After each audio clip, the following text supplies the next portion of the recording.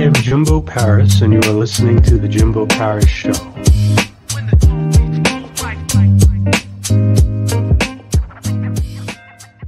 All right, how's it going, everyone? Jimbo Paris here. Welcome back again to The Jimbo Paris Show. So today we have Matthew Harms, ghostwriter, famous coach. He is very focused, I would say, on the idea of career involvement, improving one's career and sort of just helping you kind of become sort of the best version of yourself when it comes to general career readiness. Yeah, let's see what he has to say. Hey, Jimbo. How's it going, man? What you up to? Everything's fantastic. How about you? Good, good. I like the shirt. Looks good. Thank you very much. I dressed up for you. If you catch my podcast, usually just in a hoodie. All right, all right. So this show is going to be all about you. So I think the first question I'm going to begin with is kind of tell me something that is interesting about yourself. I guess the most interesting thing I can think of is what I'm doing now. Ghostwriting was an accident. Never intended to be a ghostwriter, never even realized it was a real thing until the pandemic happened and someone convinced me to write a book for them. Okay. And what are you currently doing right now? My main thing is the ghostwriting. So I do my own writing on the side, but I help business owners, entrepreneurs really get differentiated from their competition by putting their knowledge, their expertise, their experiences down into a book. All right. All right. And how did this all begin? So I've been writing since I was a kid. Growing up in the Bronx, I was told that's not a real job. You've got to go to college. You've got to get a degree. But that was pretty much where the advice stopped. So I went to college because it was better than the option of having to move out. Got a degree in finance, figured I'd work on Wall Street, make a ton of money. And unfortunately, that's not really the way it works because with only a bachelor's degree, you don't qualify for those higher level jobs. Wound up getting sucked into a 20-year career in retail financial services, doing anything and everything you can imagine, selling insurance, financial advice, working in banks. Until 2017, I decided to get back to writing. I wrote my first book, Employed, a Career Readiness Manual, which was really for younger people looking to start out in life and how to set them up for figuring out what they want to do. And then once they've done that, how to interview properly, put their best foot forward, give them the most chance for career success. The next year, I wrote my second book, Grow Up, No Really, which was all about the things I didn't learn in college and thought I should have for the money that I spent. And from there, I decided to quit my job and go to work in New York City public schools on a part-time consulting basis, teaching 6th, 7th, and 8th graders how to use writing as a form of social emotional learning, right? So basically use writing to handle your emotions instead of violence. What I wasn't getting in terms of fulfillment at my other jobs, I got. It was a huge pay cut. But then the pandemic happened, lost the job completely. So now I had no income. Like many other people, I was scrambling, trying to figure out what I could do. So I joined every networking group you could imagine, mastermind group, business development group. And I met a gentleman who was already an Amazon bestselling author. He needed a second book written and didn't have the time. And that was when I learned that ghostwriting is actually a real profession. All right. And this whole social emotional writing, I find that quite interesting. Can you kind of get into that a little bit? Yeah. So there's a lot of science behind the therapeutic aspects of writing. When we write, it helps take a lot of what we're carrying with us out of our heads, out of our hearts. It's not to say that's fixing the problem, but just getting it on paper, that there's like this energetic release where you're not carrying it with you anymore. And it's proven really effective in journaling. A lot of therapists use it, but especially for younger people who don't necessarily always have someone to talk to, or maybe don't feel comfortable talking or expressing themselves, putting down what they're thinking and feeling on paper really allows them to not resort to the violence that comes when you keep something pent up inside for too long. Okay. And has this been useful for you or maybe the people you've coached too? Absolutely. Mm, Absolutely. I've had several clients, especially the ones that I coach. It happens with the ones that I do the writing for as well, because we're still taking the knowledge and information from their head, so they're getting it out there. But the people I've coached who have written their own books, I consistently hear how much of a relief it was to know that everything they've had in their head, all the knowledge that they carry every day, is now on paper, and that they can share it with a wider audience. okay. And when it comes to a wider audience, as a coach yourself, how do you sort of promote yourself to a broader range or a broader group of people? Really, my focus is on coaches and consultants, also public speakers. They tend to be the three careers that have the most knowledge, or have the most interest in sharing stories. That's why they do what they do. So I specifically target successful coaches and consultants. LinkedIn is my primary platform. I'm blessed that most of my clients wind up hiring us for second and third projects, referring us to other coaches and consultants that they know, based on the experience they've had with us. And really, it just all starts with the question of, do you have a story to share? And honestly, everyone has a story to share. It just comes down to, is now the time to share it? And what is their desired outcome from sharing that story? Hmm. Okay. And when it comes to sharing that desired outcome to other people, what sets you apart from other coaches out there, maybe in the same field that you're in? I can only say what my clients have told me, because I've never worked with another ghostwriter to compare. But from what I'm told, what helps me build those relationships is my ability to be empathetic, to listen, to understand. The biggest part of ghostwriting isn't actually the writing, it's the listening and being able to ask great questions that get people talking about what they know, doing it without judgment, doing it in a way where they're comfortable, they feel safe, and letting them know that nothing is going to make it out into the public world without their final approval, right? So just because someone tells me something in one of our meetings does not mean that it's going to wind up in the book if they don't want it there. Hmm.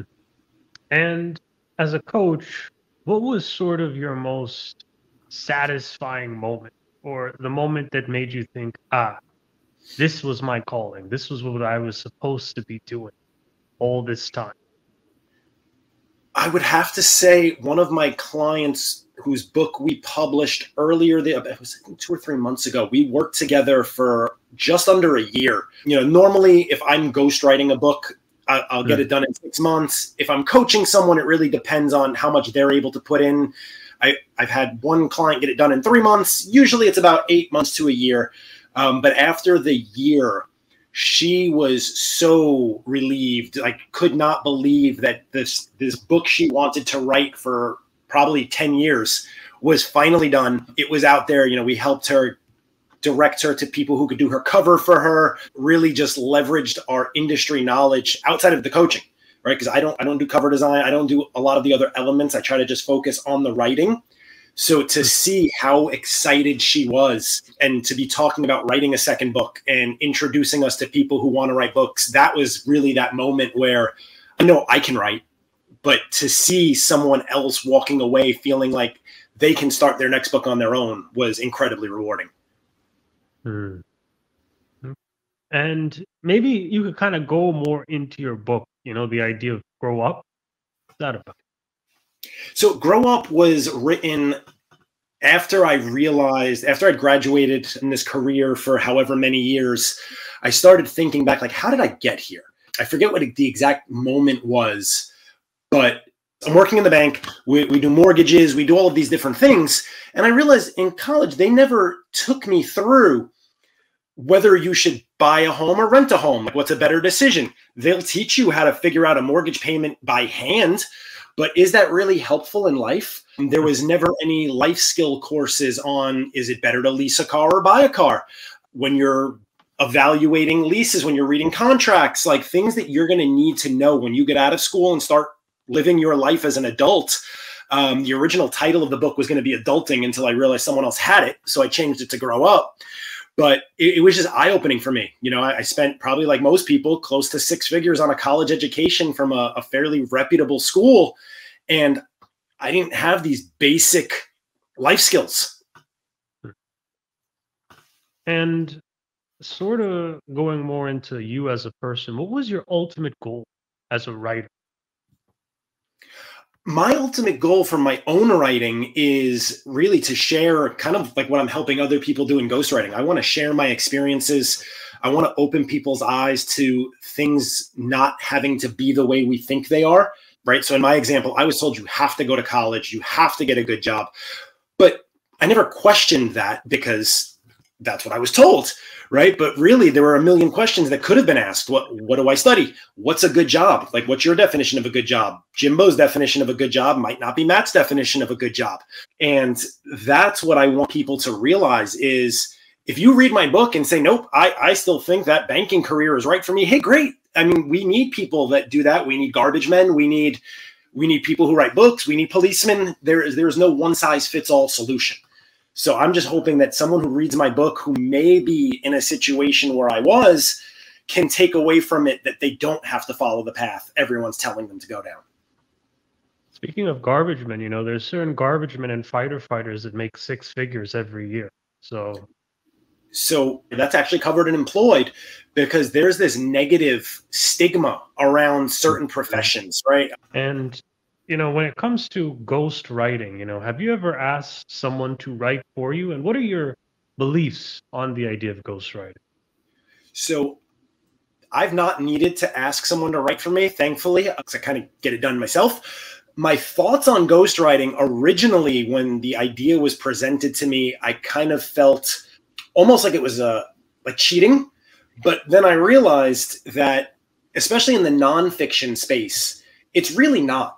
Because it's not my words. It's not my messaging.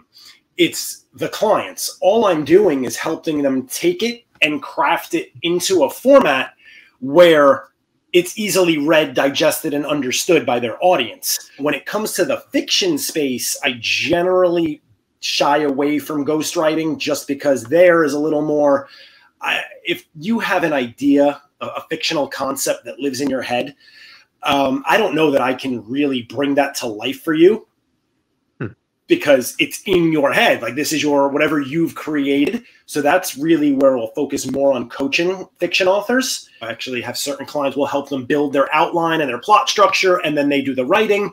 So my eyes have been open to ghostwriting where I view myself more as a tool than someone that's helping someone cheat or get an unfair advantage.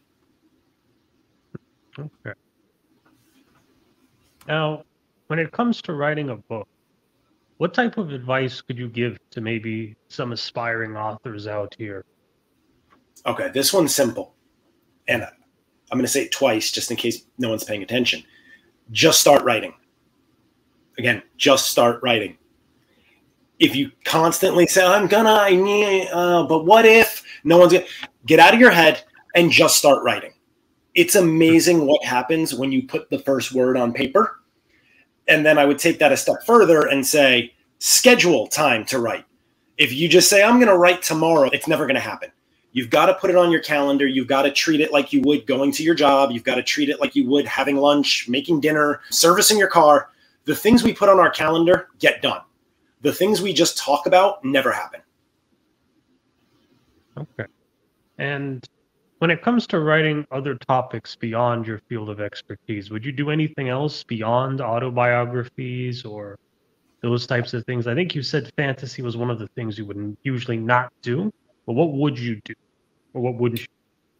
So again, fiction, I won't really ghostwrite anything in the fiction space. So it doesn't matter if it's fantasy, horror. I will coach the person. I will help them build an outline, but I'm not going to do the writing for them. In the nonfiction professional self-development space, there's pretty much nothing I won't touch except medical and anything that's really too heavily scientific. But otherwise, I prefer, and actually I won't write finance because I know too much about it. And I personally feel that I have such strong feelings about my experience that I can't do someone justice of not tainting their voice with my own opinions and experiences. So I won't touch that for personal reasons, but otherwise, again, I've done cybersecurity, fintech, coaching, personal development, branding, marketing, sales. The less I know about something, the more comfortable I am writing it, because it allows me to put myself in the shoes of a reader and ask the questions that the subject matter expert might not realize they haven't fully explained. Okay. And, what is sort of the best thing about writing that may intrigue you or interest you the most about it? The fact that I learn something new every single day with every single client.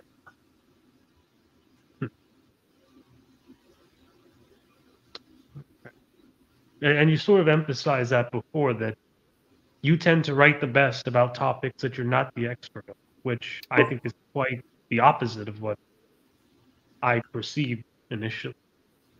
I've had clients who at first were hesitant to work with me because I wasn't an expert in that. I hadn't worked in a certain industry.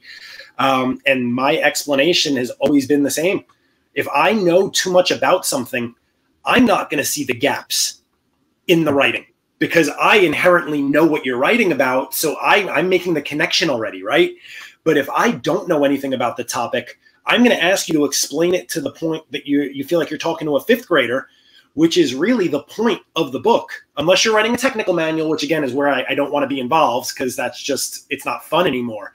But books where you're trying to teach people things should be written to the level of a fifth grader. And, what type of advice can you kind of give to any listeners out there? Don't listen to other people, especially people who have not done what you want to do. So I cover this in Employed, the Career Readiness Manual. If you want to be an astronaut, surround yourself with astronauts. Ask them questions. Figure out how they got to where they are. Learn from them. I feel like a common misconception that people don't want to help other people, and nothing could be further from the truth. The most successful people in the world have no fear of you taking their job or being better than them. If they mentor you, they want you to get to where they're at and be better. But if you want to be an astronaut, you shouldn't be asking the 75-year-old career janitor for advice. Again, not that there's anything wrong with being a career janitor, but they don't know how to get you to be an astronaut. They know how to be a janitor. Mm-hmm. And the most dangerous part is that there's people that don't know how to get there, but say that they could get you there. Correct. If the person who's telling you they can get you there isn't there, you should really think twice about what you're taking away from that conversation. Now, I think the final thing I want to get into is you also have a podcast and you also have a lot of outlets for people to reach out to. Can you kind of get into a few of those things before we end off this great interview? Yeah, absolutely, Jimbo. So I have the Pen Podcast. We started about 2.5 years ago. We're up to 300 plus episodes. We really focus on authors, writers, writing industry professionals, so book designers, literary agents, editors. And the whole purpose behind it was to build community for authors and let them know there's other people out there who are struggling with all different facets of writing. Sometimes it's imposter syndrome, and what I'm writing is when I'm writing good enough. How do I publish? What should be my next step? So that has been a tremendous help to our community. We're on Instagram, we're on Facebook, recently got on TikTok. Have my assistant doing most of that because I really try not to go down those rabbit holes. My highest and best use of my time is helping people share their message. You have my website up, so website's a great way to reach us. We're going to be setting up some community rooms in a platform that one of my military veteran clients founded. So really the goal this year is just to keep building community and trying to offer as many resources to would-be authors as we can, because not everyone can afford our services, but that doesn't mean that there's not ways we can try to give back to help them along. Right. You've got a website. Do you have any social media or any other places people can reach you out at? Or Yeah, Instagram, TikTok, Facebook, they're all Pen for Hire. Sure. All right. Well, Mr. Harms, it was a privilege having you here. Pen for Hire. Check these people out if you want to maybe have some ghostwriting services done or speak with an expert here to maybe learn how to do this craft yourself. Thank you again for being on the show. It really was a privilege. No, it was my pleasure. Thank you for inviting me. I had a blast. So just to end this off, we're just going to do a few quick shout outs here. The first one is going to be LifeWork Systems. This is our affiliate and collaborative partner. And essentially, if you want to improve your HR infrastructure and business infrastructure, message me. And this woman can help you out if you're a business of 100 or maybe more people. Next one is our YouTube channel. Please subscribe to that, ring that bell, and you can get exclusive updates on when the latest episodes are coming out. And then our Roku channel, we're also on Roku TV, so look at us there too. Next one is our Ko-fi. Please donate to us, give us a donation, buy us a coffee so that this show can continue running ad-free and we can continue giving you great content like this.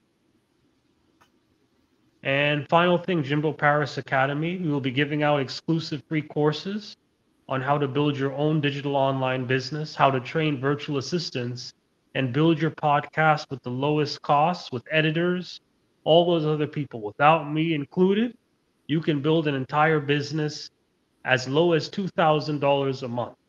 So yeah, reach out to me if you want to do that too. All right. So again, thank you for looking at the show. This is the Jimbo Paris Show. Thanks again. Thanks, Jimbo.